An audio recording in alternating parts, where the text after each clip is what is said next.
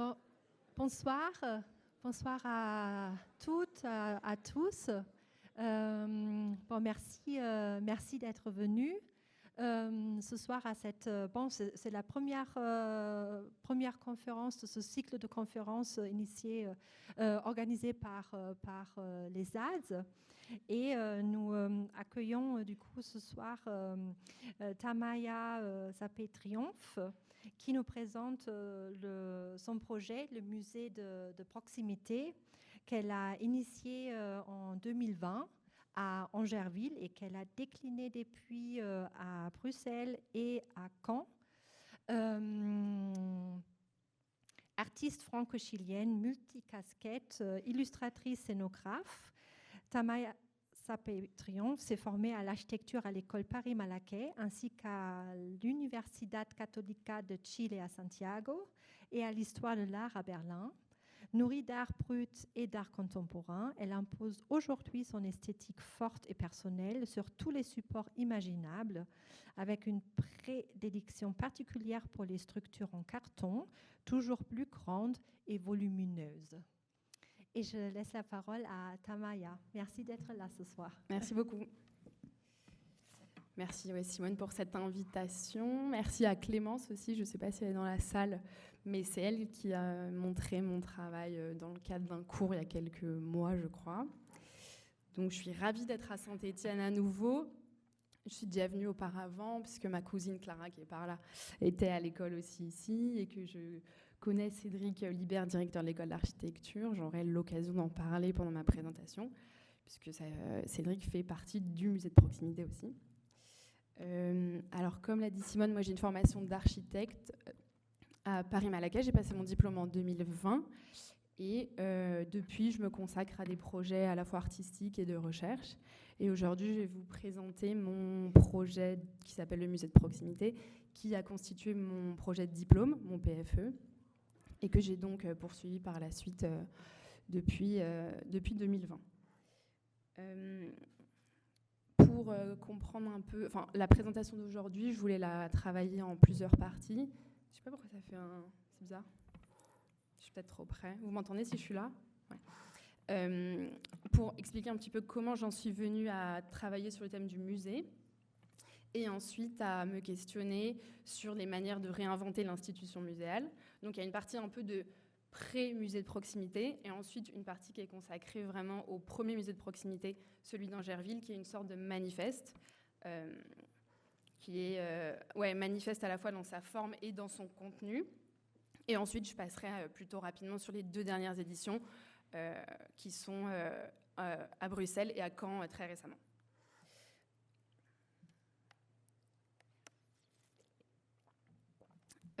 Pour comprendre un petit peu d'où vient cette envie de re-questionner le musée, je dois expliquer que j'ai une passion personnelle et intime pour les artistes autodidactes ou les artistes marginaux qui se sont formés très loin des écoles d'art.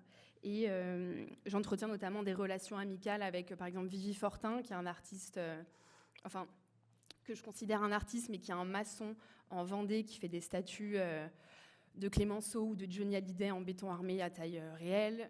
Dès que je vais en Vendée, je vais lui rendre visite. Je vais souvent voir André Robillard, un artiste reconnu de l'art brut, je ne sais pas si certains le connaissent, qui fait des fusils à pompe en boîte de conserve et qui est interné à l'hôpital psychiatrique à Orléans. Donc je vais lui rendre visite. J'essaye dès que je peux, quand je vais dans une nouvelle ville ou dans un nouveau territoire, d'essayer de trouver à la fois des gens ou des histoires qui sortent des sentiers battus et qui constituent des parcours artistiques atypiques.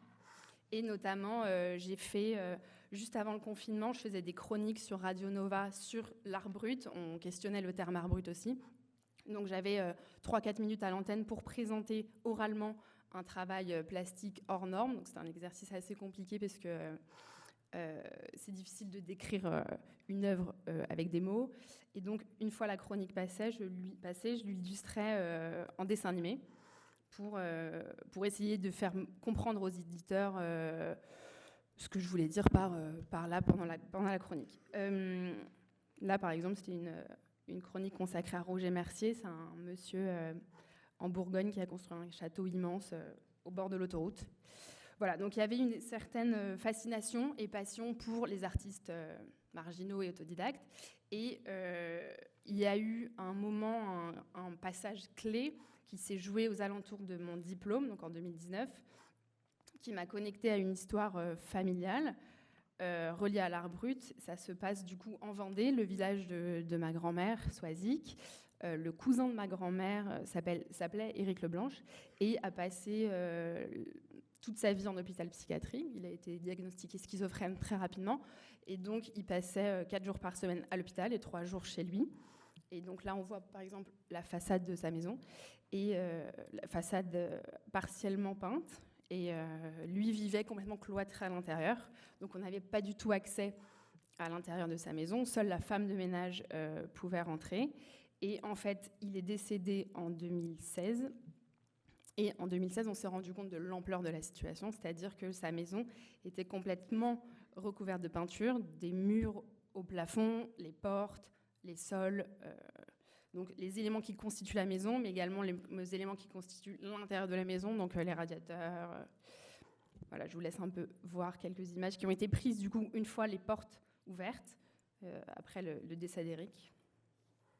Des enfilades comme ça de pièces complètement recouvertes de peinture.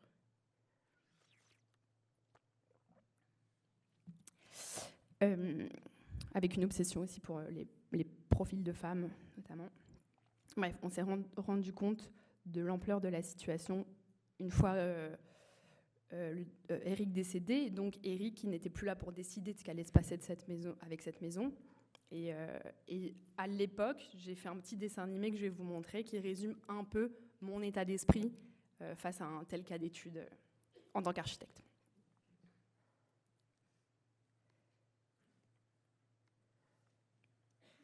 Il faut commencer par se situer. Nous allons en Vendée, et plus précisément à Vouvant, charmant village médiéval, classé plus beau village de France, où ma grand-mère a passé une grande partie de son enfance et où nous allons chaque été.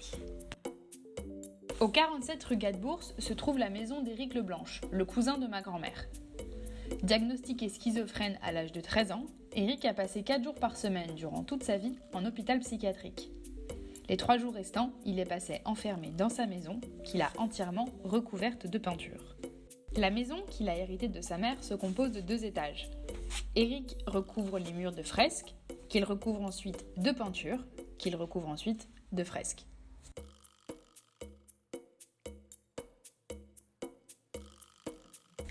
Chaque pièce est remplie de feuilles de papier A4 empilées par centaines. Éric produit par couches. Sa maison est stratifiée par les différentes périodes picturales. En autarcie complète, Éric n'ouvre sa porte qu'exceptionnellement, notamment à la femme de ménage. La maison est totalement coupée du monde. Ce n'est qu'une fois décédé, en 2016, que nous nous rendons compte vraiment de l'ampleur de la situation et de la quantité astronomique de production laissée par Éric. Il avait peint sur absolument tous les supports de sa maison. Les murs, bien sûr, les volets, les sols, les carreaux, les radiateurs, les plinthes, les meubles, etc. La question s'est tout de suite posée. Que faire de tout cela ? Ma mère et ma grand-mère ont contacté la Halle Saint-Pierre, centre de l'art brut à Paris, pour obtenir de l'aide et des avis. Avec Bruno Montpied, critique et expert en art brut, ils ont tenté d'inventorier et de répertorier ce qui avait pu être extrait de la maison. Il a fallu bien sûr faire estimer cela. Éric rentrait dans le circuit du monde de l'art. Il a donc été nécessaire d'écrire le récit de sa vie pour pouvoir en faire des cartels et des catalogues. Les radiateurs, les bouts de papier et de carton se retrouvaient donc extirpés de leur contexte d'origine, exposés et achetés. Éric Leblanche passait de fou du village à artiste bankable. Sa maison, quant à elle, a été vendue par le maire pour la coquette somme de 22 000 € à un acheteur anglais plus intéressé par le terrain que la maison, qu'il n'a pas tardé à rénover entièrement. Les murs ont été repeints, bien sûr, mais que fait-on de ce passé et de tous ces souvenirs ? Voilà mon point de départ. Il m'a fallu ensuite... J'ai coupé, je vous montre la suite juste après. Donc c'était ce point de départ-là qui m'a...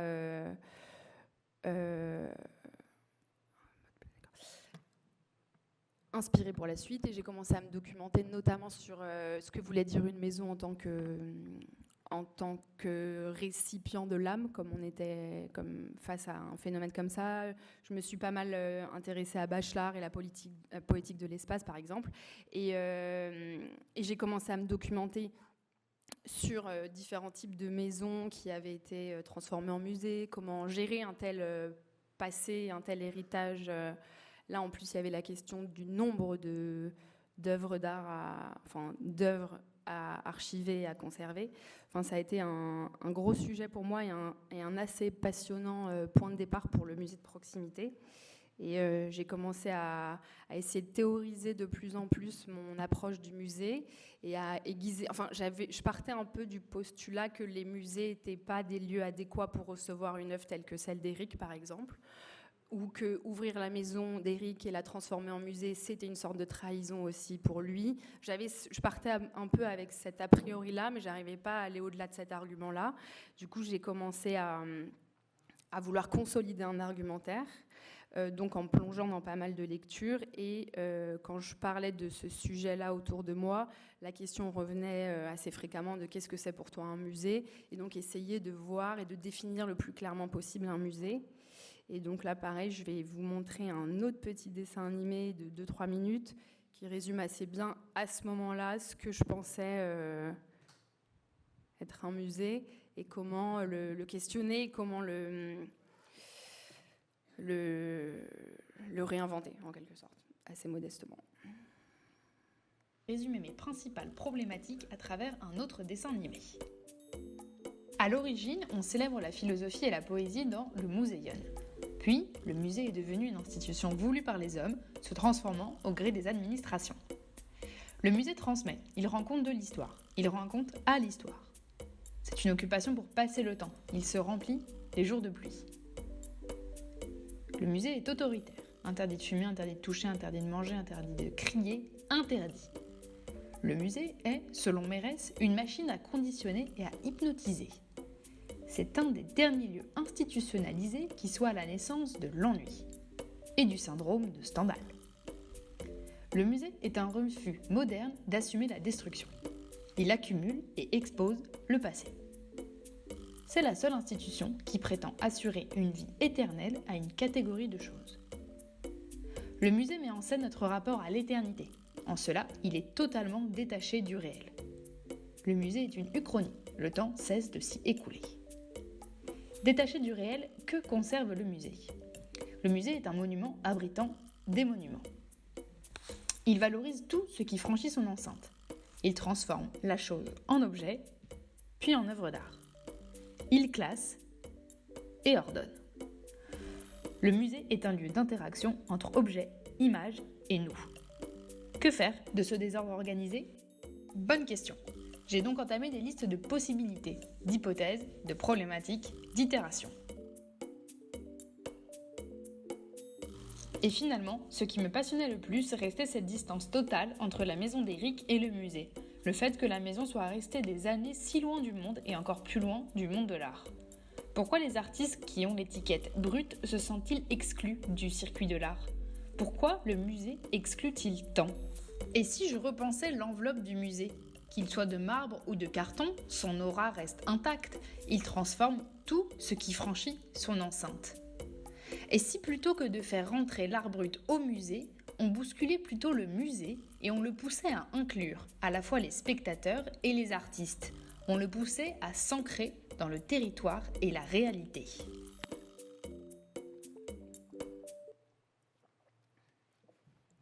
Donc j'en étais à peu près là de mes réflexions concernant le musée.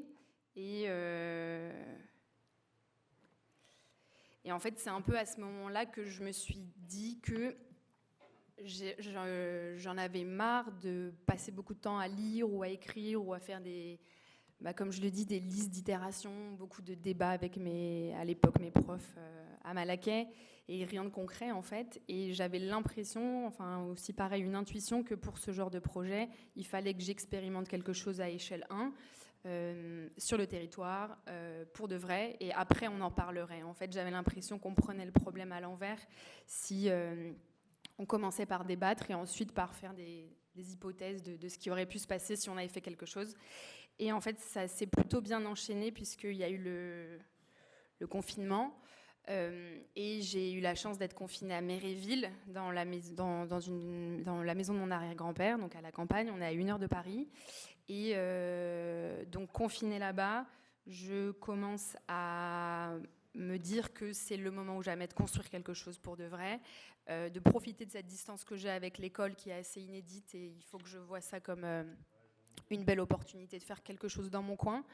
Et si ça marche, tant mieux. Si ça marche pas, c'est pas non plus un drame.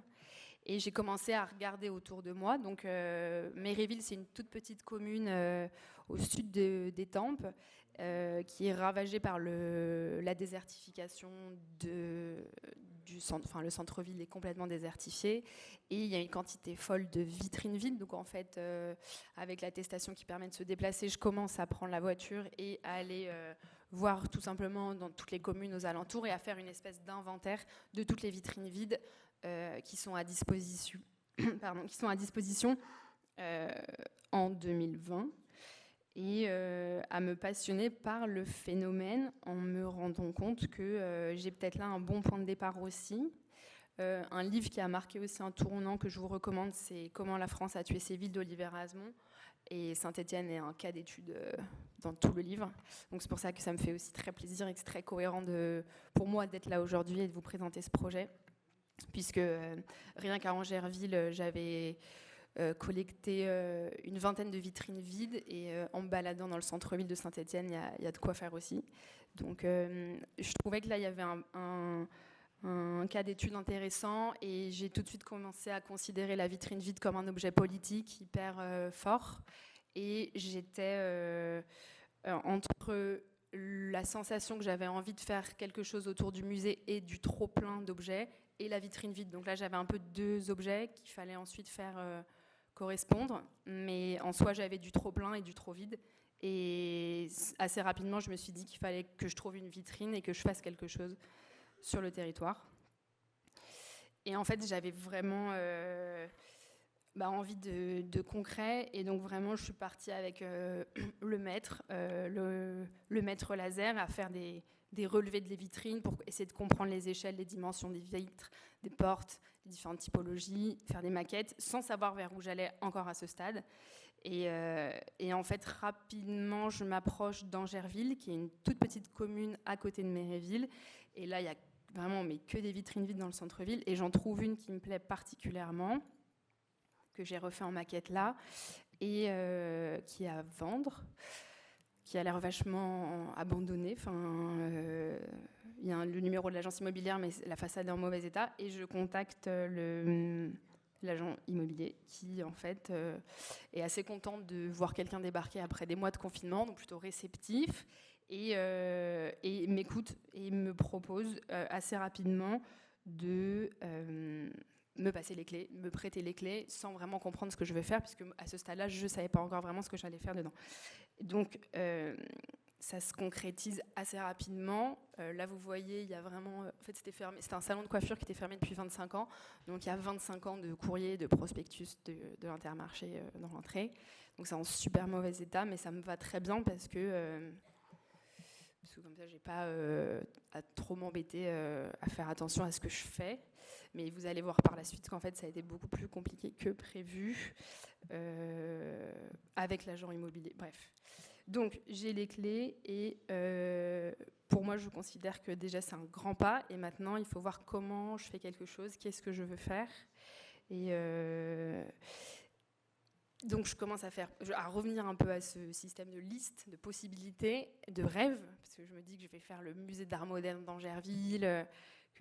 En plus, à l'époque, tous les centres commerciaux, etc., avaient réouvert, mais pas les musées. Je ne sais pas si vous vous souvenez, il y a eu quelques mois où on pouvait aller à l'Intermarché, mais pas au musée. Donc bref, je me disais, mais moi, je vais réinventer, je vais rouvrir les musées, en fait. J'avais clairement cette envie, et on m'a assez rapidement stoppée, puisque j'ai dû commencer à négocier avec le maire d'Angerville et à me confronter, en fait, à la réalité. Et en école d'archi, on ne nous prépare pas forcément à ça. Enfin, en tout cas, à ce stade-là de mes études, moi, on ne m'avait jamais parlé d'autorisation, d'assurance et de négociation avec la mairie. Et donc, ça a été en fait ce premier pas dans le monde administratif qui a en fait défini toute la suite du projet.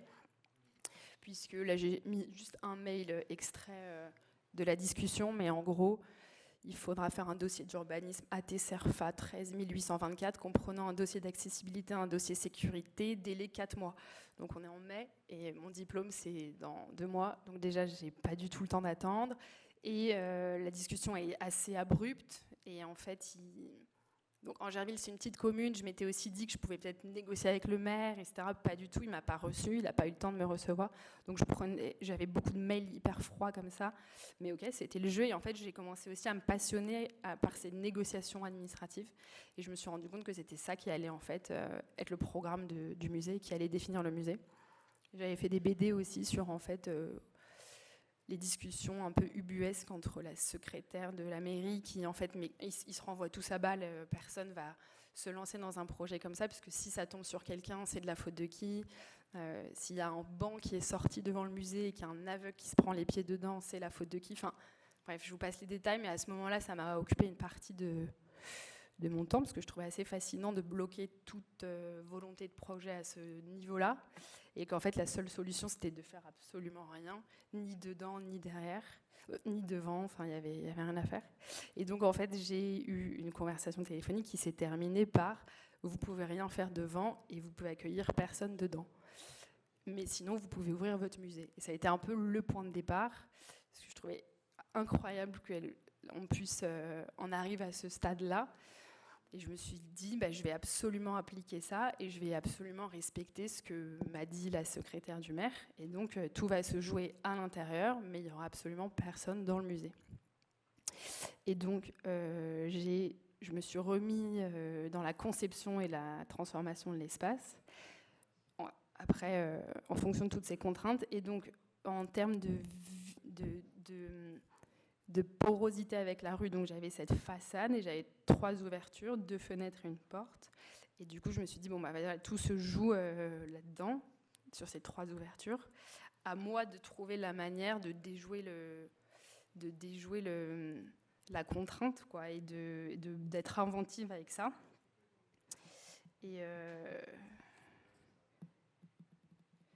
Et de jouer avec le volume aussi, parce que j'avais quand même une belle surface à l'intérieur du salon de coiffure, et j'étais frustrée à l'idée de juste m'en tenir à la vitrine.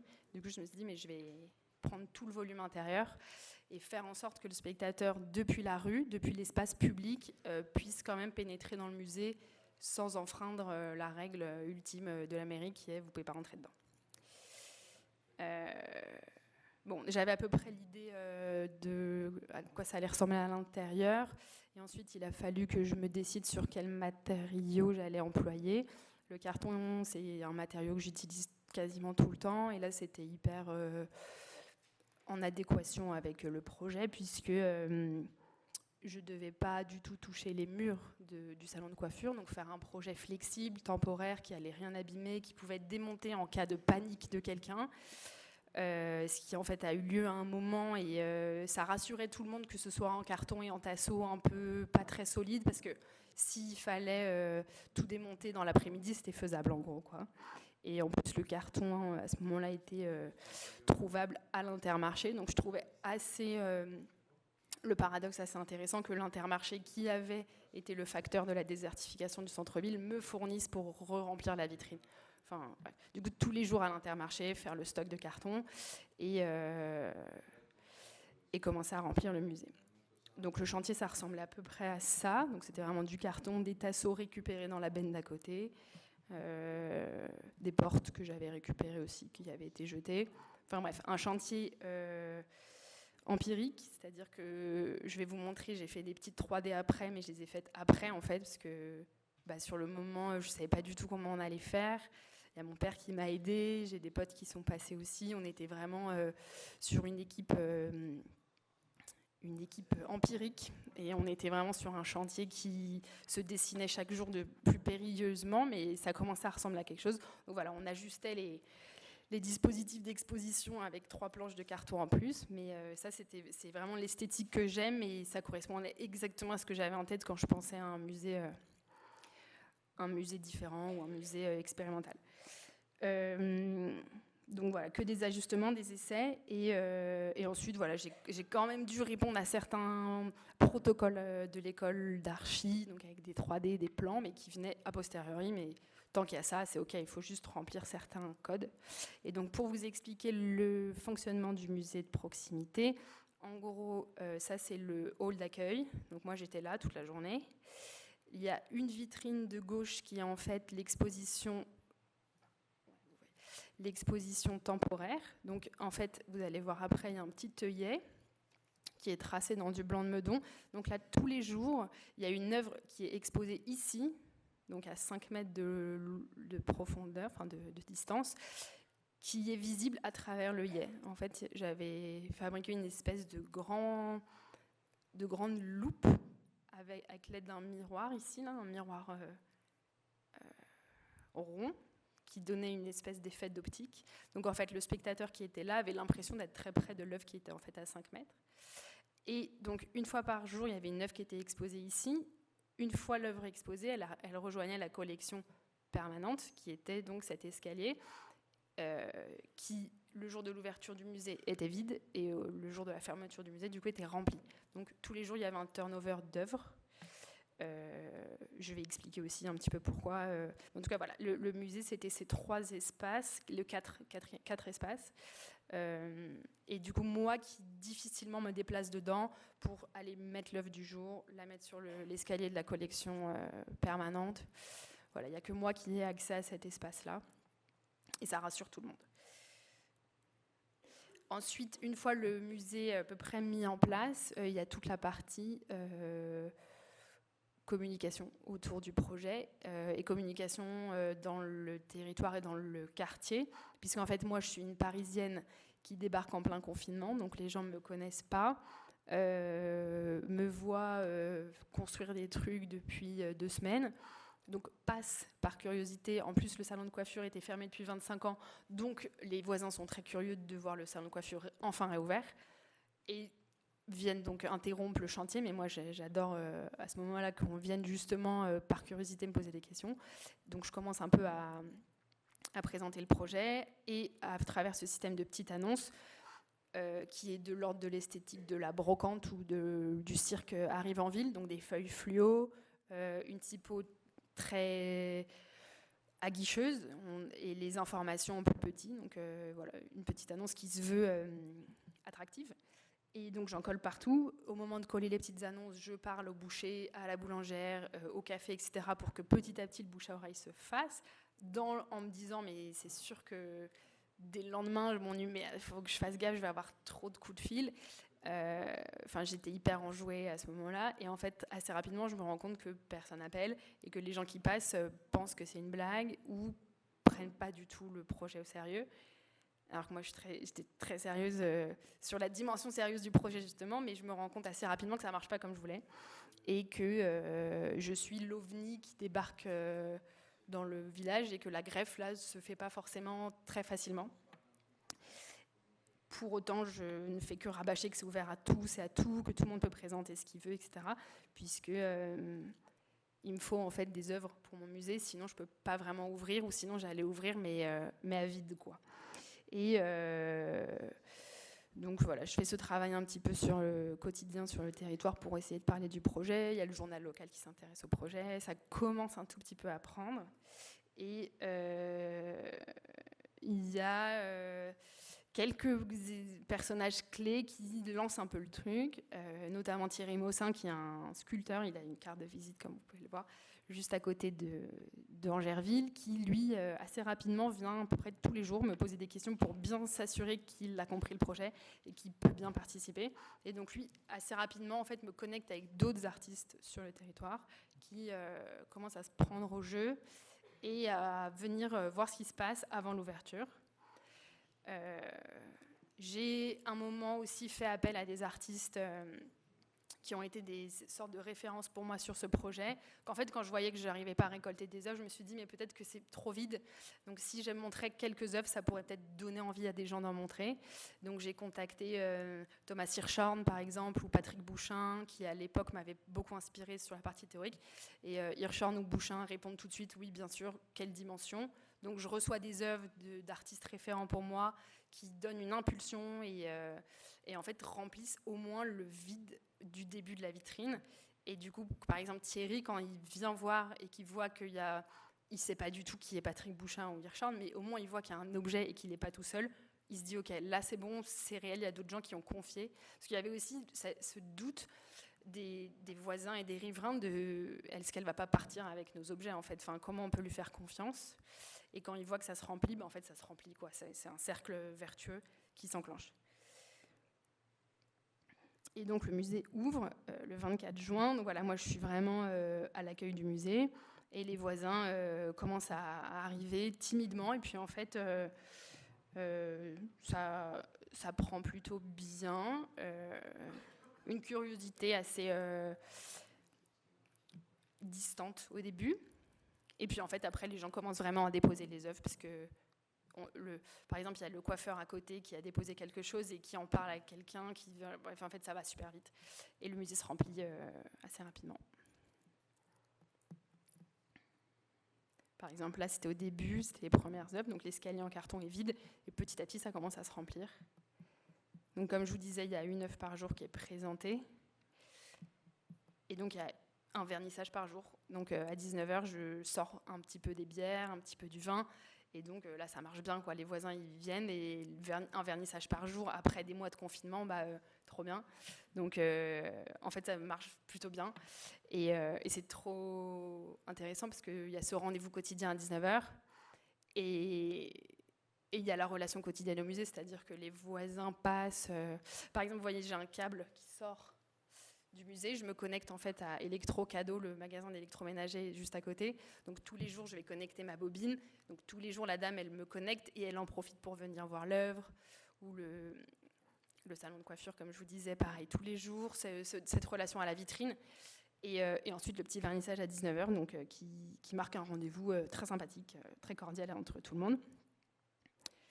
Donc ça, c'est le système de fonctionnement avec l'œillet. Donc ça, c'est ce que... Donc il y a le blanc de Meudon, qui est un élément, un matériau qui m'est cher sur le musée de proximité, parce qu'en fait, ça attire l'œil. Dès qu'on se balade dans la rue et qu'on voit une vitrine avec du blanc de Meudon, on veut tout de suite voir l'endroit où il y a une petite griffure pour voir à travers.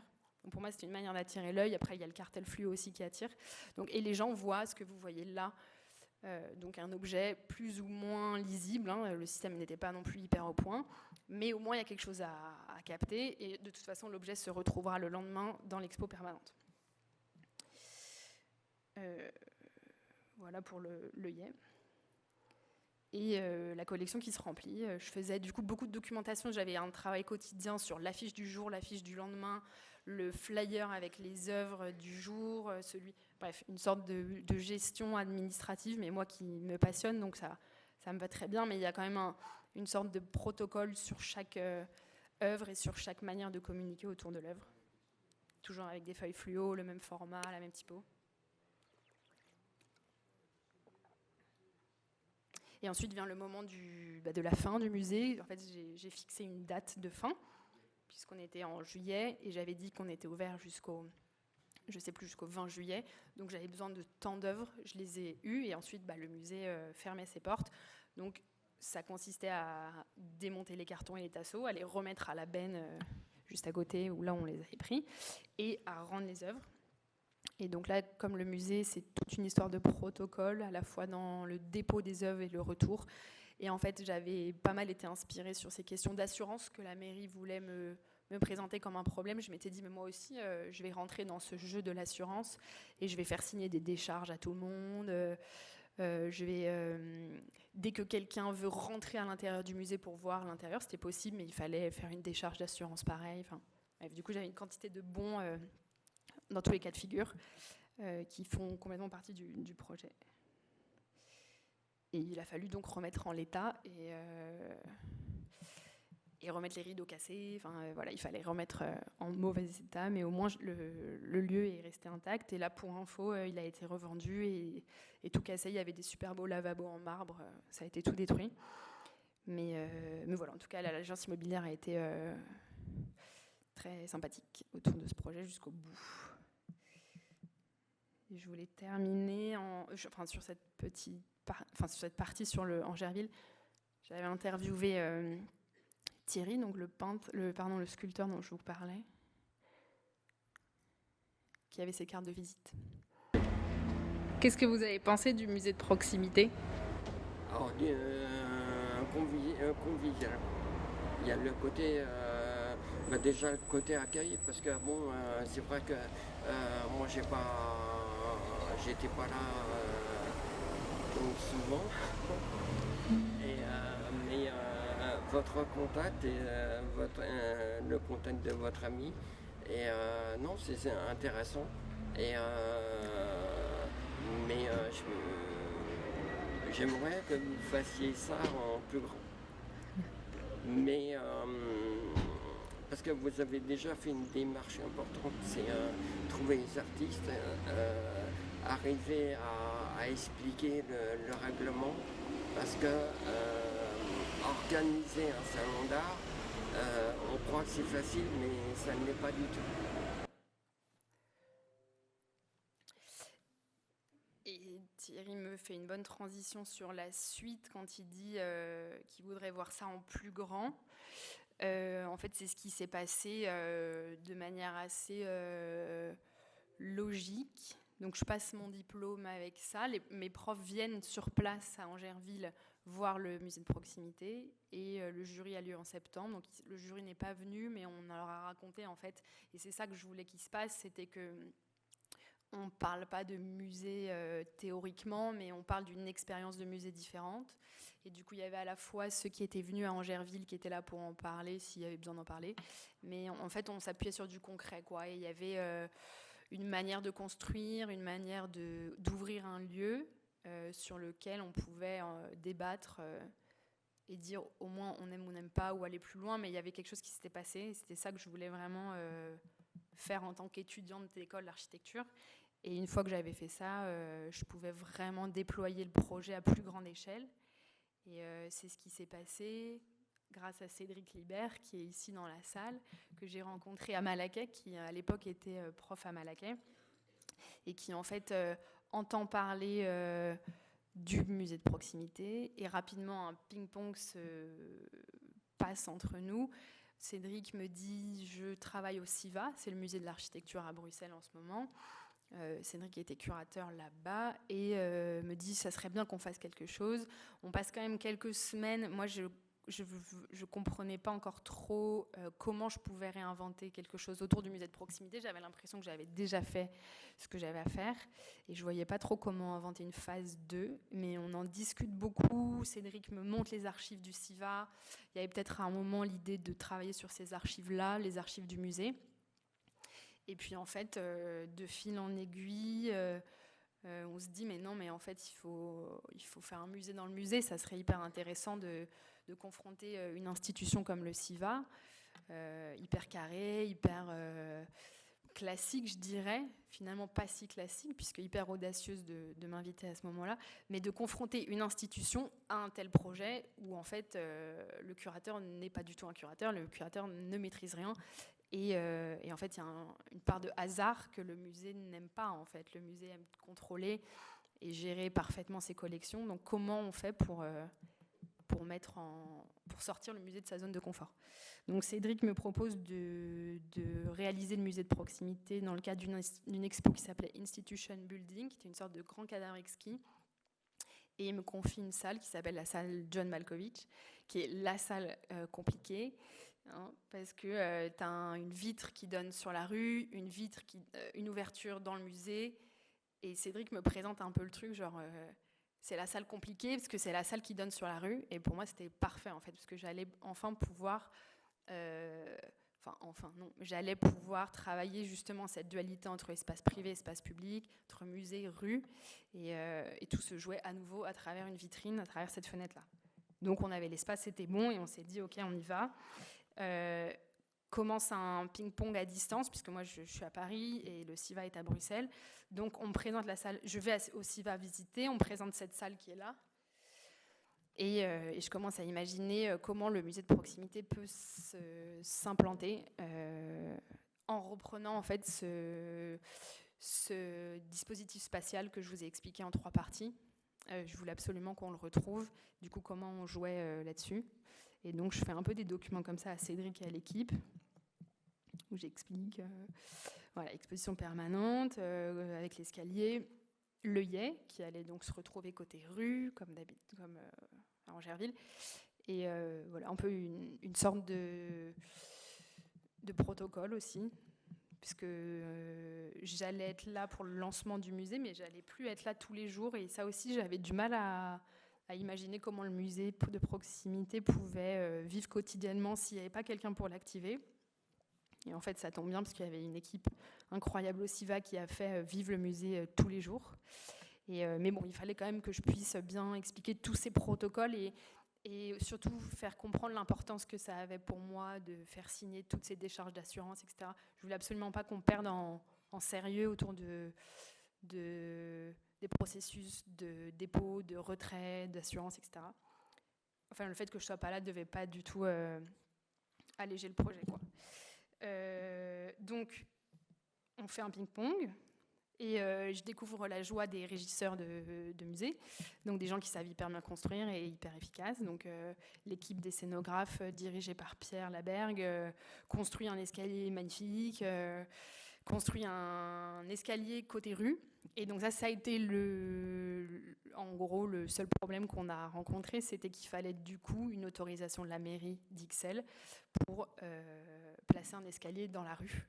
Et donc ça, c'était pas facile, mais c'est le CIVA qui a fait la négociation et ça s'est bien géré puisqu'on a eu l'autorisation d'installer cet élément en bois la journée.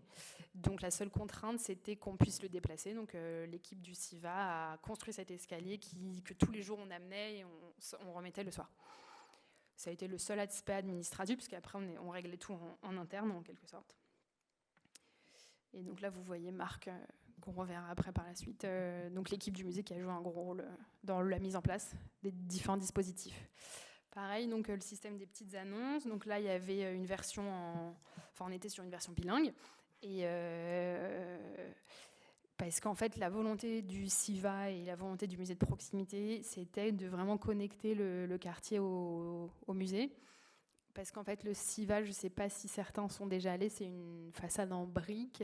Quand on passe devant, on ne se rend pas trop compte que c'est un musée. Puis même le mot CIVA, les voisins ne savent pas ce que c'est, en gros. Hein. Et donc Cédric et l'équipe de curateurs m'expliquent qu'en fait, ça serait pas mal d'ouvrir les portes du musée en grand, au quartier.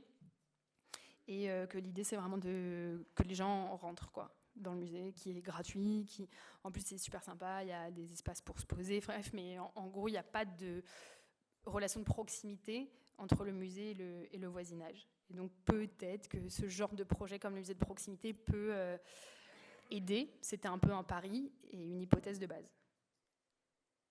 Donc je mets des petites annonces partout, comme à Angerville. Et en fait, là, c'est pas du tout comme à Angerville, puisque ça marche tout de suite, mais à une vitesse hallucinante. C'est-à-dire que vraiment, le téléphone de Céline à l'accueil n'arrête pas de sonner. Elle est en régie téléphonique à rassurer tout le monde, parce qu'en plus, moi, j'avais décidé qu'on accueillait 45 œuvres, parce qu'en gros, on allait ouvrir 45 jours. Et en fait, elle leur disait, mais dépêchez-vous, il n'y a que 45 places. Et les gens, ils arrivaient dans la demi-heure, quoi. Et on n'avait même pas ouvert le musée. Il y avait déjà des gens qui venaient déposer des œuvres tout le temps. Ça, c'était genre le premier jour. Et là, je me dis, mais en fait, on va remplir en une journée. Et c'était la panique au musée parce que du coup, tout le monde était impliqué dans la récupération des œuvres, le stockage des œuvres. En fait, on ne pensait pas du tout que ça allait prendre tout de suite. Et du coup, c'était plutôt un bon signe. Il y avait un vrai engouement et une vraie curiosité de la part des riverains pour le coup. Et toute l'équipe du musée, Chris, Renaud, les techniciens, tout le monde était en fait, les gens du musée, et c'était ça aussi, moi, qui m'intéressait. Enfin, ce qui m'intéressait, c'était de connecter avec les gens à l'extérieur, mais aussi dans le musée.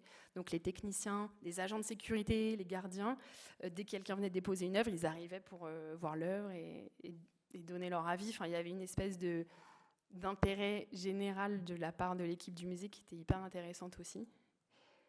Et Céline à l'accueil aussi, qui était débordée, en fait. Tout le monde était débordé par le début du projet. C'était vraiment bien. Et donc ça défile. En fait, on a 41 œuvres en 2 jours. Donc il restait 4 œuvres à trouver avant même l'ouverture du musée de proximité. Donc pour vous expliquer, les gens, quand ils arrivent, on mesure l'œuvre, parce que l'œuvre ne peut pas mesurer plus de 30 cm. À Angerville aussi, c'était le cas. Je ne l'ai pas précisé, mais c'est la seule condition. J'accepte toutes les œuvres, sauf celles au-dessus de 30 cm, parce qu'au-dessus de 30, en fait, elles cacheraient les œuvres derrière, dans le système d'escalier.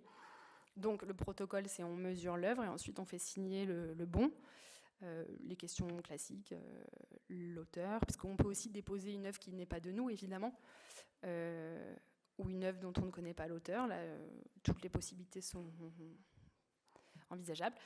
Oui, donc il y a ce système de format et aussi c'est une œuvre par personne pour qu'on ne se retrouve pas avec une monographie de quelqu'un au musée de proximité. Mais ça ne s'est pas présenté. Parfois, les gens arrivent avec 3-4 œuvres et me disent vous préférez laquelle. Et donc là, je briefe. Bon, moi, je le sais, mais je briefais par exemple Céline à l'accueil pour dire surtout pas d'avis. C'est vraiment à eux de choisir et pas du tout de jugement de valeur. Mais en fait, c'est plus compliqué que ça parce que après, l'équipe du musée va forcément. T'es trop curieuse, donc tout le monde donne son avis. Mais ça, je peux pas maîtriser. Je peux pas maîtriser tout. Mais ça donnait lieu à des discussions assez philosophiques sur les choix des œuvres. Et là. La question de l'assurance, c'était un nouvel élément pour le musée de proximité, puisqu'en fait le CIVA a décidé d'assurer toutes les œuvres qui rentrent dans la collection. Et donc il y avait une nouvelle question qui a été la valeur monétaire des œuvres qui rentraient. Et alors ça a été une des parties qui m'a le plus passionnée, puisqu'en fait les gens qui déposaient leur production ou leur proposition n'étaient pas au courant de cette question-là, donc devaient répondre hyper spontanément à la question. Et là, ça donnait lieu à... des questions philosophiques et notamment, je sais pas, par exemple, il y avait quelqu'un à un moment qui me dit moi j'ai passé 2 heures, donc ça fait 12 fois 2, 24, la peinture 5 €, 36 €, enfin, et du coup valeur d'assurance 36 €. Ou il y avait Jacques le libraire qui depuis quelques jours me parlait d'un fossile qu'il avait qui datait de millions d'années. Et donc, il était évidemment convaincu que c'était super cher. Et donc, on regarde ensemble sur Internet, c'était genre 20 €. Et du coup, valeur d'assurance 20 €. Et du coup, petite déception, mais c'est pas grave parce que c'est rentré dans la collection. Et donc, là, il y avait à chaque fois des paramètres très différents pour estimer une valeur de l'œuvre. Pour info, on est passé de 0 à 100 € en moyenne. Et la plus chère, c'était 1 200 €. Voilà, donc le CIVA, à chaque fois, s'engageait à assurer les œuvres en cas de problème. Il y a eu aussi un nouveau paramètre qui est rentré en compte, qui est rentré en jeu, c'est la notion de bienséance. Ça a été, j'ai longtemps débattu avec l'équipe du CIVA parce qu'en fait, on s'est rendu compte qu'il y avait quand même beaucoup de gens qui déposaient des choses et on s'est dit, ça se trouve, des gens pourraient en profiter pour déposer un peu de n'importe quoi. Et en fait, ce qui nous a mis la puce à l'oreille, c'est que la première personne qui a déposé un objet, c'était une canette avec écrit urine. Et on s'est dit, en fait, si tout le monde cherche à provoquer et à essayer de nous mettre mal à l'aise face à notre propre projet, ça ne va pas être hyper intéressant. Et donc, assez rapidement, le CIVA a exigé qu'on mette une notion, entre guillemets, de bienséance. Donc, en bas du formulaire, il y avait écrit « Le musée ainsi que l'artiste respectent le droit de refuser toute œuvre ne respectant pas la bienséance. » C'était une manière de rester hyper flou sur le fait qu'on ne pouvait pas forcément accepter des choses racistes, des choses, tout ce qui ne respecte pas la bienséance. Heureusement, ça ne s'est pas présenté. Le seul objet un peu problématique, en provocation un peu de niveau basique, c'était cette canette urine. Après, ça a roulé tout seul. Et donc, on était prêts pour ouvrir. On avait déjà 41 œuvres et les dispositifs spatiaux étaient prêts pour accueillir le musée. Les œuvres, pardon. Donc plein d'œuvres qui arrivent. Le SIVA va libérer des étagères pour qu'on stocke tout. Parce qu'évidemment, 45 œuvres, il ne faut pas qu'on s'en mêle les pinceaux. Il y a une gestion un peu quotidienne, le calendrier, parce que du coup, on annonce aux gens quand ils viennent déposer leur œuvre quel jour l'œuvre sera exposée à travers l'œillet. Et donc ça s'est rapidement rempli. Voilà le système de l'œillet dans le blanc de Meudon. Et pourquoi ça me tient à cœur que ce ne soit pas visible entièrement à travers la vitrine, c'est que déjà là, dans le cas de figure pour le SIVA, la fenêtre est super haute, donc il fallait un escalier pour qu'on puisse quand même voir à travers la fenêtre. Et puis j'avais cette volonté de positionner le spectateur et le visiteur de manière active et que ce ne soit pas une vitrine par laquelle on voit quelque chose sans vraiment regarder. Je voulais que les gens aient envie de voir et qu'il y ait cette relation quotidienne à l'œuvre, comme à Angerville. Et donc là, les voisins ou le personnel du musée, tous les jours, passaient, montaient l'escalier et regardaient à travers l'œillet l'œuvre qui était présentée. Donc cette volonté de voir et ce dispositif visuel et spatial que j'ai mis en place en fait assez naturellement dans la salle John Malkovich, puisque j'avais la possibilité d'avoir un lien avec l'espace public direct. Donc jour 2, 2 œuvres, et jour 45 œuvres. Ça faisait une collection hyper riche, plein de couleurs, plein de formats, plein de techniques. Il y avait du bruit, il y avait des œuvres qui faisaient du bruit. C'était hyper réjouissant de voir ça. J'avais pris des photos de toutes les œuvres ensuite, avant de les restituer. Et au moment de la restitution, j'en ai profité pour faire des portraits vidéo, en fait des stories, de tous les visiteurs. Et là, de me rendre compte, parce qu'en fait, moi, comme je n'étais pas là tout le temps, je ne me rendais pas forcément compte de qui avait déposé l'œuvre. Parce que quand je suis partie, oui, en fait, si j'ai vu 41 personnes, il y avait 4 personnes que je n'avais pas vues, par exemple. Et là, je me suis rendu compte à quel point ça avait fonctionné parce que ça avait connecté à la fois les employés, les voisins, les étudiants du quartier, puisqu'il y a la Cambre juste à côté. Bref, un connecteur social qui fonctionnait bien, dedans, dehors, autour du musée. Et donc très satisfaite de cette expérience. Et là, je me rends compte aussi que je ne peux pas être partout, parce que là, par exemple, je gérais la restitution des œuvres, j'étais avec mon iPhone en train de filmer, en train de poster les trucs, et je me rends compte que je ne peux pas tout faire, et que ça serait bien si j'avais une sorte de petite équipe avec moi qui puisse justement s'occuper de certaines parties pour qu'on puisse être vraiment partout.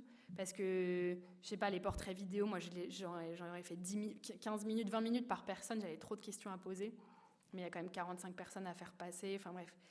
Je me rends compte que j'ai envie de faire ça en prenant vraiment le temps d'être sur place, et peut-être que le fait de ne pas être là tout le temps finalement me posait un peu problème. Et donc je clôt cet épisode SIVA hyper joyeusement. Je passe aussi pas mal de temps ensuite, après, en fait, aussi sur Angerville ou le SIVA, à chaque fois, je fais une sorte de journal de bord de toutes les étapes du musée, quotidiennement. Donc, c'est-à-dire le soir, quand je rentre après le SIVA, j'écris tout ce qui se passe dans la journée, toutes les questions, et je ne modifie pas. Donc, il y a des trucs après qui me paraissent un peu anodins ou quoi, mais en fait, c'est des anecdotes qui, sur le moment, me paraissent fondamentales. Et des questions existentielles sur le moment, et après je me dis que je le prends peut-être avec trop d'intensité. Enfin bref, mais cet outil-là, il m'est très précieux parce qu'en fait, c'est un projet qui me remplit entièrement, et du coup, j'ai besoin aussi de confier à l'archive numérique, au journal comme ça, de décharger un peu des trucs et passer au jour suivant en me disant c'est bon, ça je m'en souviendrai et je reviendrai là-dessus plus tard. Et des questions qui me trottent dans la tête que j'ai envie de retravailler ensuite.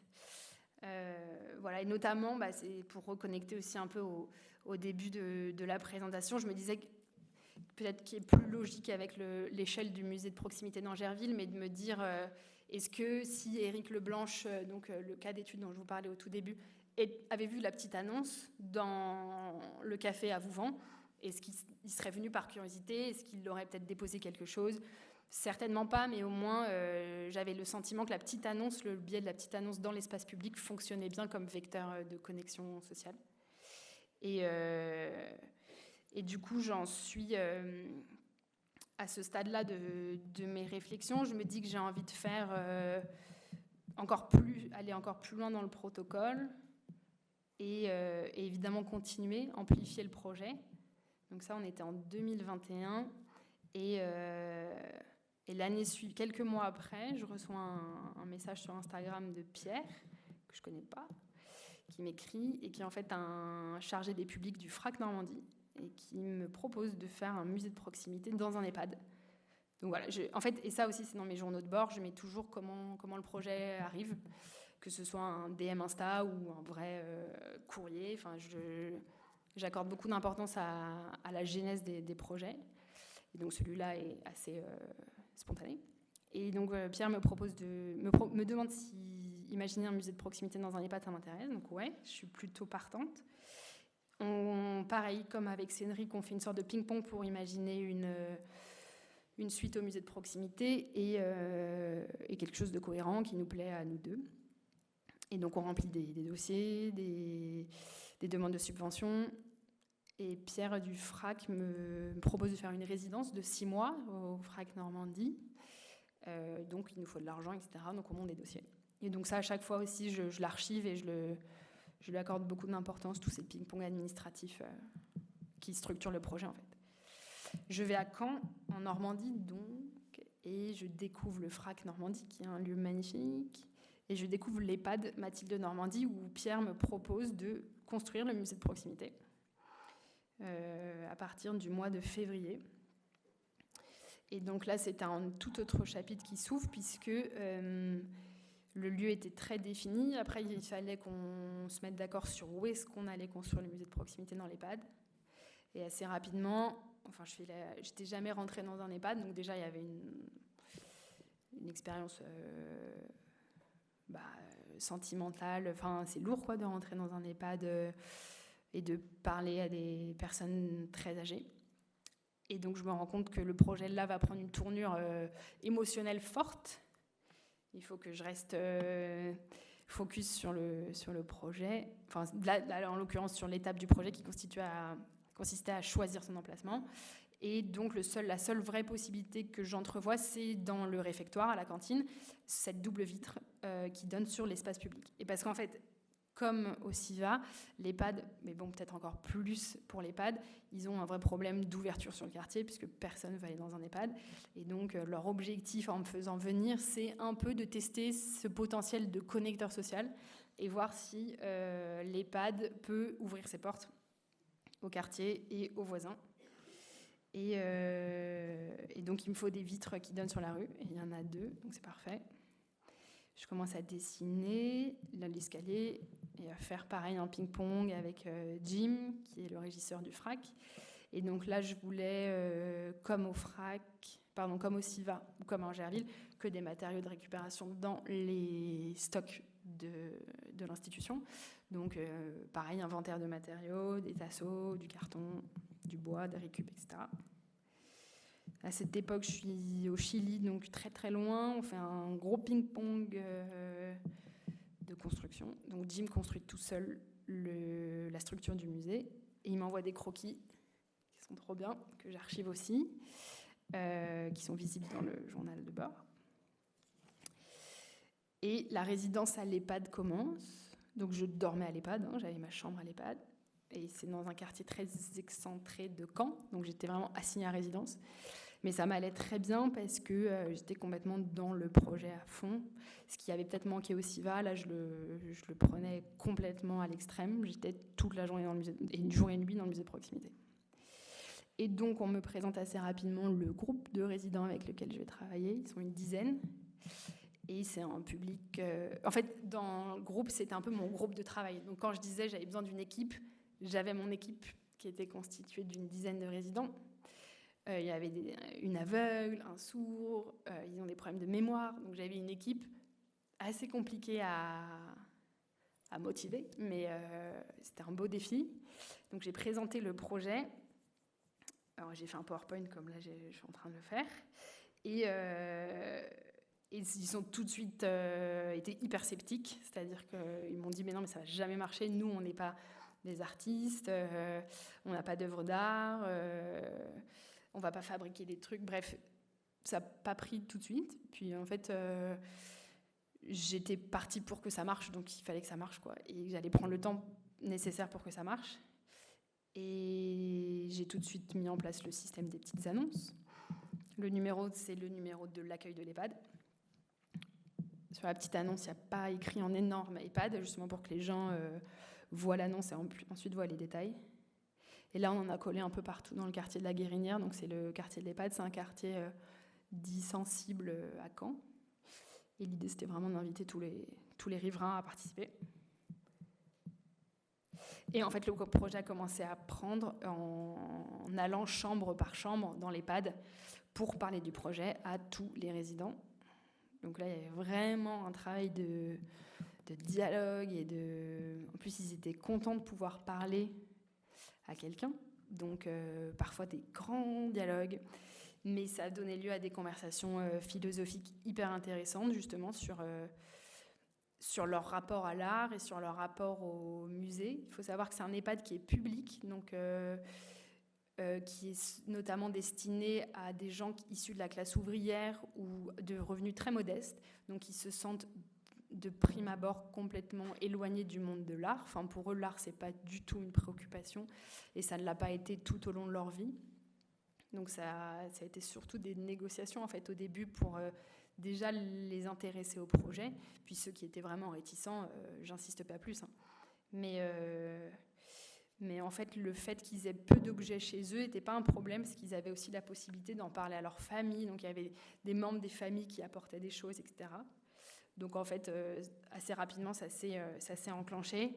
J'ai fait la rencontre de Monsieur Étienne, par exemple, qui lui était employé de propreté à la mairie de Caen, et dans son casier, il faisait des objets en allumettes. Et c'est la première fois qu'il montrait ça. Donc il m'a amené tous ces objets en allumettes et des photos de lui en train de construire ces objets. Et donc, par exemple, pour un cas comme Monsieur Étienne, je me dis que le projet fonctionne. Parce que là, il a sorti ses choses, ses objets, ses productions.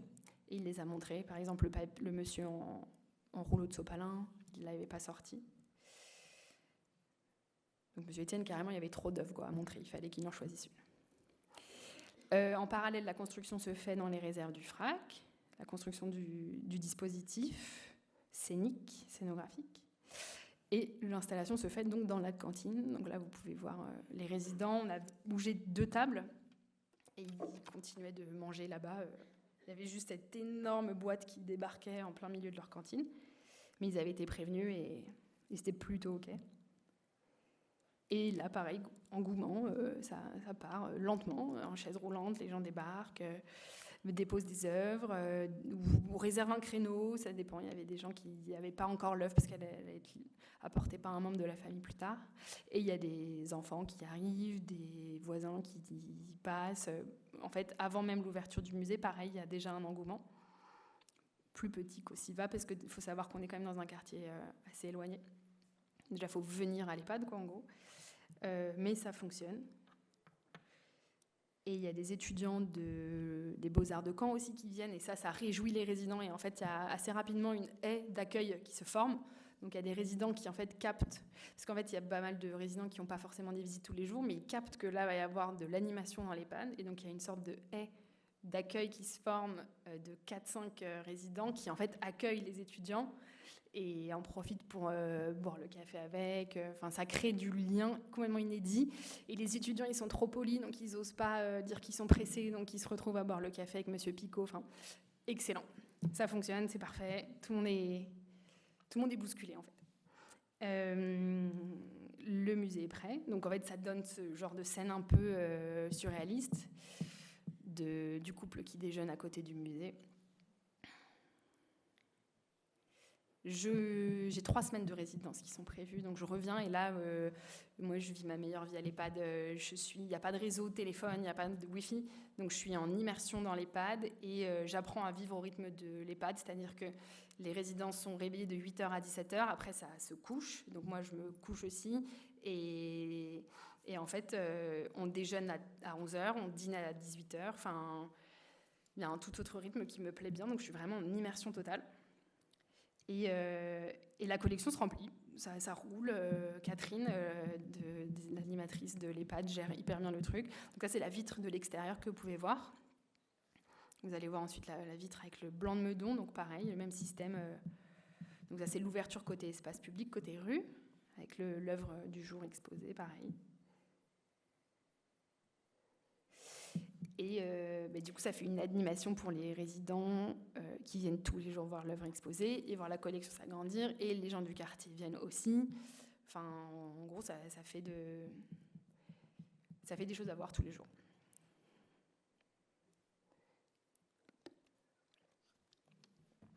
Et voilà, quand je disais tout à l'heure que j'étais un peu frustrée sur ma non-capacité à être partout, en fait, c'est un projet que j'avais envie de filmer, que j'avais envie de documenter via le portrait vidéo, et le FRAC a commandé un documentaire.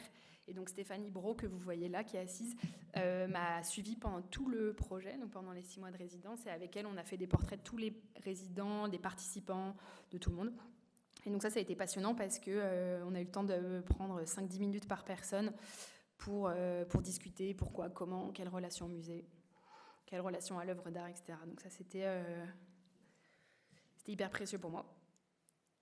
Et aussi je sentais aussi l'importance que ça avait pour les participants au projet de pouvoir prendre quelques minutes pour exprimer leur intention, leurs doutes ou leur scepticisme face au projet. Enfin bref, ça ouvrait un dialogue qui était très enrichissant pour tout le monde.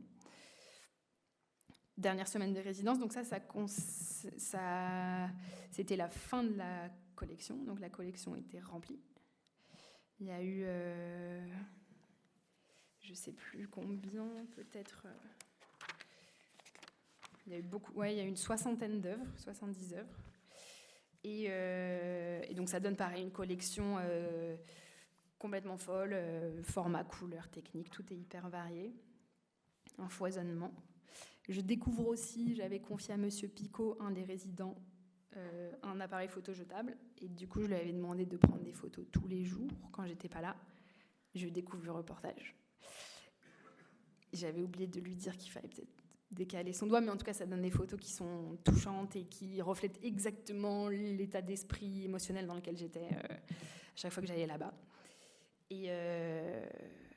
Et du coup, ça a été un élément que j'ai voulu garder pour ensuite penser l'expo au FRAC, puisque c'est un peu l'organisation du FRAC. En fait, il propose une résidence et ensuite une exposition dans les locaux du FRAC. Et donc, une réflexion très intéressante avec les curateurs sur comment on expose le musée de proximité encore dans une institution. Mais là, on ne va pas refaire un musée de proximité au FRAC, mais on va raconter le musée de proximité. Donc, comment on fait ? Et donc là, j'ai décidé qu'on extrait la boîte blanche que vous aviez vue dans le réfectoire et de l'utiliser comme dispositif scénographique, donc le dénuder, montrer les tasseaux. C'était important pour moi qu'on voit comment c'était construit, avec quel matériau, etc. Donc, et qu'on utilise la structure, enfin toutes les facettes de la structure comme scénographie en fait. Donc le documentaire qui était présenté, tous les objets, les photos de Monsieur Picot, la grande annonce et une fresque aussi. Donc ça, c'était un peu la première fois que je réinjectais du dessin à moi ou de la typo dans le musée de proximité, puisqu'auparavant, graphiquement, j'utilise pas du tout les codes que j'emploie personnellement. Et donc là, le FRAC avait quand même tenu à ce qui est un peu ma patte perso, donc j'en ai profité pour faire une grande fresque qui résume un peu les étapes par lesquelles j'étais passée à Angerville et au CIVA, un peu ce que je suis en train de faire aujourd'hui, mais dessiné, et une sorte de fresque rétrospective.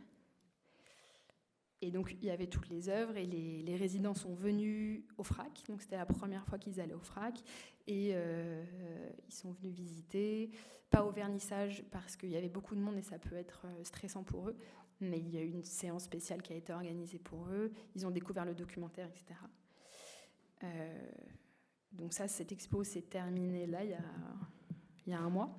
On a démonté, on a rendu les œuvres. Je vais récupérer l'escalier et les grandes petites annonces aussi. Et j'en ai profité pour faire une sorte de grand catalogue que j'ai là, qui était distribué à tout le monde dans l'expo, avec donc l'ensemble des 127 œuvres en fait, qui ont été collectées depuis le début, depuis l'œuvre numéro 1 à Angerville, et donc un objet qui était distribué à tout le monde et qui sert aussi de petite annonce encore. Ça, c'est un numéro, du coup, j'ai acheté une carte SIM. J'ai la hotline maintenant du musée de proximité pour toujours. Et donc, petite annonce qui a vocation à être réutilisée pour potentiellement les prochains musées de proximité à venir. Et je voulais en profiter aussi pour vous montrer quelques minutes du documentaire dont je vous parlais, qui a été commandé par le FRAC et filmé par Stéphanie Brault, où on voit un petit peu la vie quotidienne de l'EHPAD. Donc je vais juste vous montrer quelques minutes. Il dure 45 minutes, donc on va regarder peut-être 5 minutes, je sais pas. On peut prendre 5 minutes ? Ouais, ok.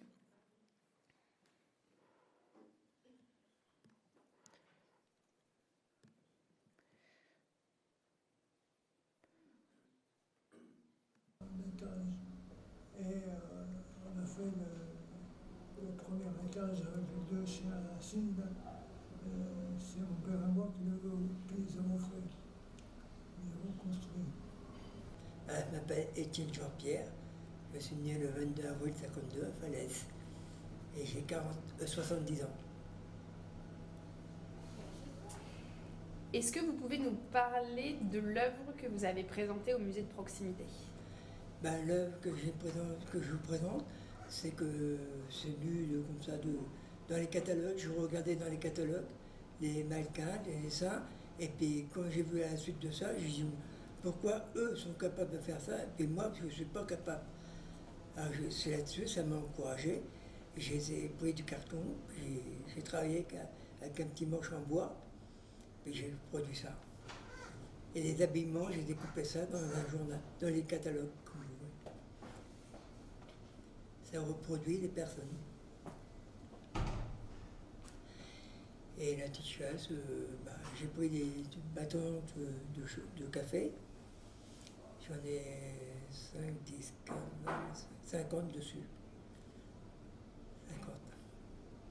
Alors je suis Madame Clémence Suzanne.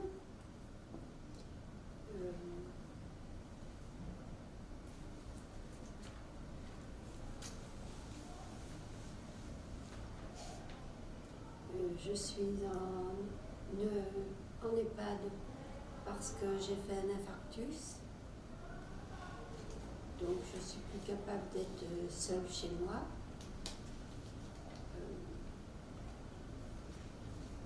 Je suis née à Paris et j'ai vécu à Paris. Ma fille a épousé un Normand, elle l'a suivi en Normandie et j'ai suivi ma fille. Non, j'ai plus rien à dire. Merci beaucoup. Je vous en prie.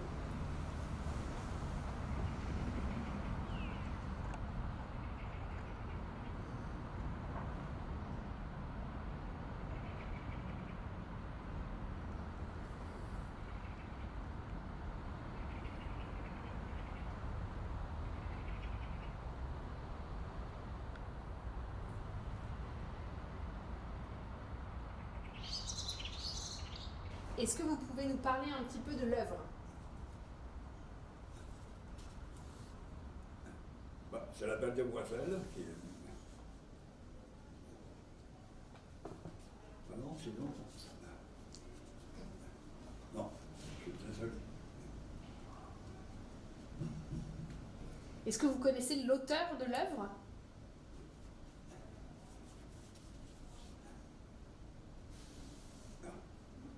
Non, je ne peux pas en parler, je ne sais pas.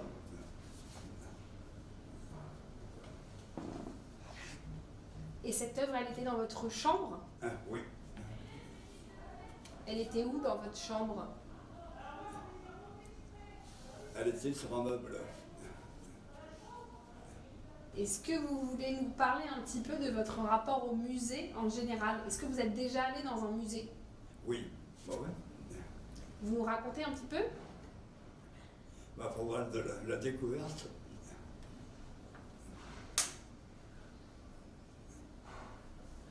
Vous êtes allé au musée de la découverte ?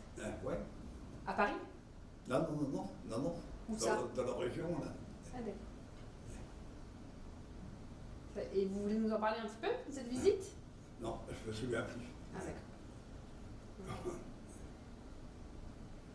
Est-ce que vous voulez ajouter quelque chose sur le projet ou sur l'œuvre ou ce que vous voulez en fait, si vous voulez dire quelque chose à la caméra? Aller en forêt, par exemple.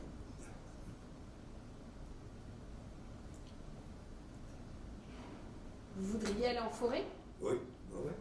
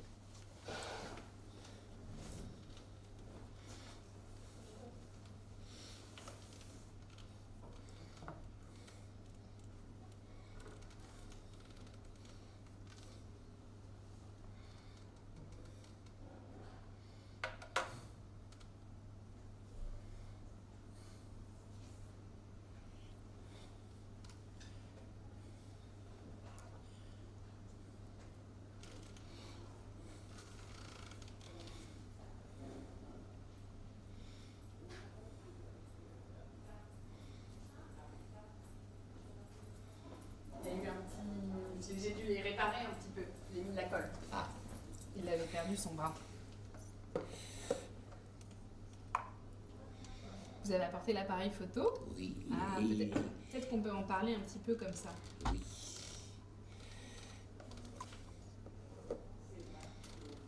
Parce que M. Picot, c'est le photographe officiel du... Il t'a dit?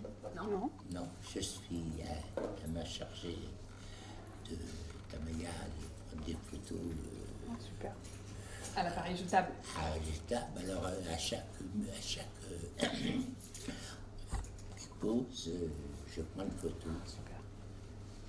On a fait un papier photographe officiel du musée de proximité.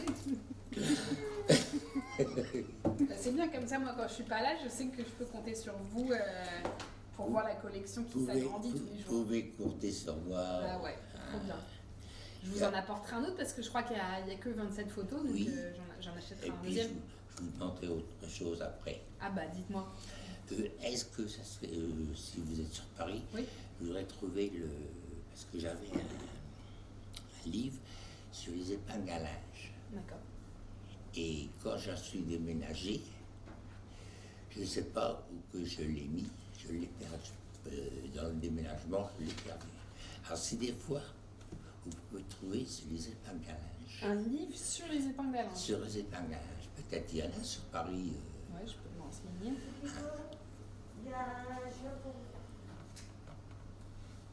Bah, parfois, je fais des projets avec les bouquinistes. Vous voyez ce que c'est, les bouquinistes? Non. C'est les boîtes vertes pleines de livres sur le bord de la Seine. Oui.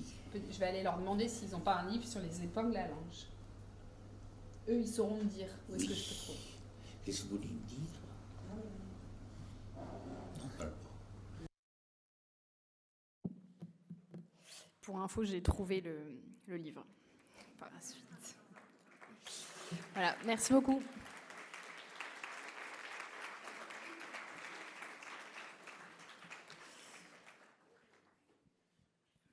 Wow. Ouais, merci beaucoup Tamaya pour ce partage très très généreux.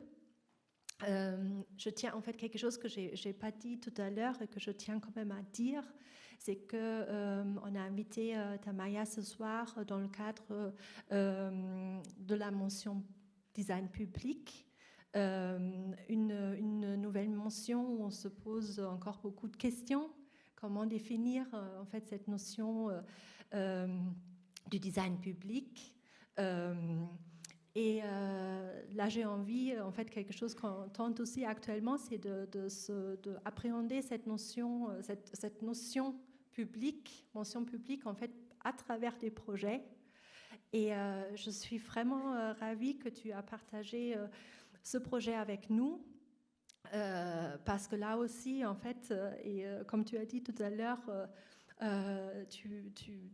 as parlé juste au début, en fait, d'inventer un musée, un nouveau musée. Qu'est-ce que c'est un nouveau musée de proximité? Et au lieu d'en parler, tu l'as expérimenté. Et ça a généré des discussions, des formats très, très riches. Et c'est ça que je pense qu'actuellement, avec design, avec cette mention design public, j'ai envie de faire ça, expérimentons un design public pour le définir. Et ton projet est vraiment, je pense, rentre tout à fait dans cette réflexion. Merci beaucoup. Je vais peut-être, on a une demi-heure pour des questions. Du coup, j'ai envie de laisser le micro à vous. Est-ce que vous avez des questions à Tamaya?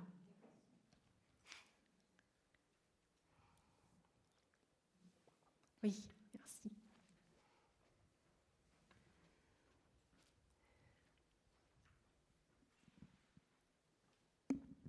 Merci déjà. Et je voulais vous demander, il est disponible où le documentaire? Il est en cours de montage par Stéphanie, parce que là il fait 50 minutes, elle voudrait qu'il dure 20, donc elle va couper dedans. Donc là pour le moment il n'est pas disponible. Ok. Mais il sera peut-être disponible un jour sur le site du FRAC, j'espère. Ok, trop bien. Bah merci. Ouais, je t'en prie.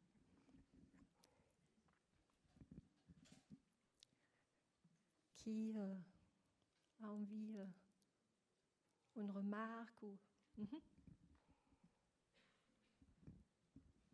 Bonjour. Du coup, c'était par rapport justement à la question du musée et le fait de présenter pour certains des objets qu'ils n'ont pas forcément fabriqués. Est-ce que justement, de la même façon qu'au CIVA, il y a eu cette mise en place de se garder grâce à la bienséance, justement, est-ce qu'il y avait peut-être une appréhension, par exemple, que des objets avec une histoire peut-être coloniale puissent être proposés justement dans ce dispositif et où du coup, justement, cette initiative de musée, malheureusement, aurait pu, ou peut-être à un moment, je ne sais pas, reproduit ce système très français dans lequel on a beaucoup d'objets volés dans nos musées. Et si justement quelque chose a été fait pour prévoir ça, si c'était une inquiétude, si effectivement il y a eu un moment où tu as été confronté à ça, ou voilà. La notion de... Oui, on a... Le seul objet donc, qui a posé problème, c'était le tout premier au CIVA. Après, en fait, on a eu des propositions assez classiques. Personne n'a profité de l'occasion pour exprimer quelque chose de profondément politique ou... Ouais, ça n'a pas servi de tribune, mais si le musée de proximité servait de tribune, moi je serais très curieuse de voir ce que ça peut donner, tu vois. Si quelqu'un veut amener un objet qu'il considère comme problématique, le musée est là pour l'exposer. Après, le thème des objets volés en soi, ou qui ont un rapport à l'histoire coloniale problématique, à partir du moment où la personne a la volonté de l'exposer, rien que le fait que l'objet soit déplacé et amené au musée, en soi, pour moi, l'objet se revêt un autre discours. Et le fait que ce soit un individu qui l'apporte, si on en discute et si on donne l'occasion, en fait, c'est ça qui m'intéressait à l'EHPAD, c'est que les personnes qui déposaient l'objet, que ce soit leur propre production ou un objet choisi, avaient le temps d'expliquer pourquoi cet objet-là. Et donc, si le temps est pris pour qu'on en discute, je trouve ça hyper intéressant. La seule notion de censure, c'était, oui, tu vois, si on se retrouve avec des croix gammées ou des animaux morts, tu vois, là, compliqué à gérer, mais en même temps, à partir du moment où j'écris sur l'annonce « Le musée ouvert à tous et à tout », je suis un peu obligée d'assumer. Et d'ailleurs, je m'étais dit, si on ne reçoit que des œuvres problématiques, c'est aussi une lecture sociale et sociologique hyper intéressante. Pourquoi est-ce que les gens s'emparent de cette petite annonce pour déposer que des animaux morts, tu vois, si on n'avait que ça, par exemple. Je trouvais tous les cas de figure intéressants à analyser. Mais la notion de censure, après, je l'ai enlevée à l'EHPAD. On n'a pas été confronté à ça. Mais c'est intéressant comme question. Il faut savoir jusqu'où on va, jusqu'où on peut aller. Ouais.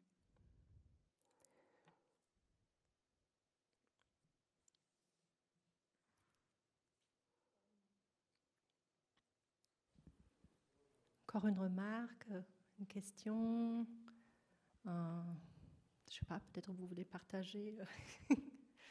Ouais. Ouais.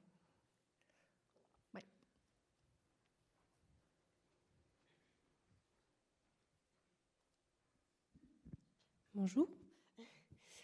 Juste au niveau du public qui a participé sur les 3 éditions du musée de proximité, est-ce qu'à un moment vous avez eu des publics plus jeunes, comme des enfants qui ont pu s'emparer de ça? Et sinon, est-ce que c'est une volonté aussi d'avoir une participation un peu intergénérationnelle sur les prochaines éditions? Oui, il y a eu quelques enfants qui ont participé, notamment à l'EHPAD. Il y a eu des enfants du personnel qui est venu à l'EHPAD. D'ailleurs, pour la plupart, c'était la première fois qu'ils venaient à l'EHPAD voir le lieu de travail des parents. Alors oui, il n'y a pas du tout de volonté de tranche d'âge particulièrement ciblée. Et au contraire, là, on avait à la fois des enfants comme des centenaires, en fait, donc le spectre est hyper large. Et ouais, non, vraiment ouvert à tous, pas d'âge requis. Même s'il y a des animaux qui veulent déposer quelque chose. Enfin, tu vois, on peut partir après, imaginer plein de possibilités. La seule contrainte, c'est le format et une œuvre par personne. Mais la question du public ciblé, par exemple, je ne ferais pas dans une école maternelle, parce qu'on n'aurait que du dessin d'enfant, et on aurait du mal à... Enfin, ou alors il faudrait ouvrir l'école maternelle. Mais par exemple, je serais intéressée de le faire dans le cadre carcéral, par exemple, parce que là, on aurait un public, entre guillemets, défini, donc des gens, des internes. Enfin, comment on dit on dit pas des prisonniers, j'imagine qu'il y a un meilleur terme que ça, mais bon, dans le cadre carcéral, mais on aurait un panel de gens très divers. Donc là, par exemple, ça m'intéresse.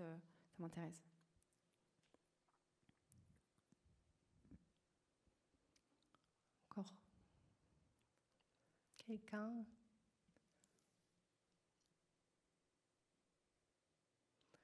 Bon, peut-être, je sais pas. Alors, sinon, on s'arrête là. C'est déjà tard.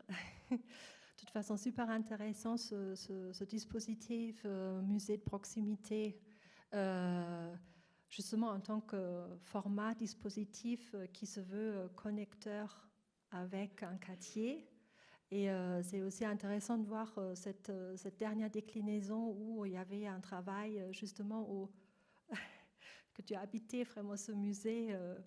Tu étais avec, dans une certaine manière, avec ces artistes qui ne se considéraient pas comme artistes.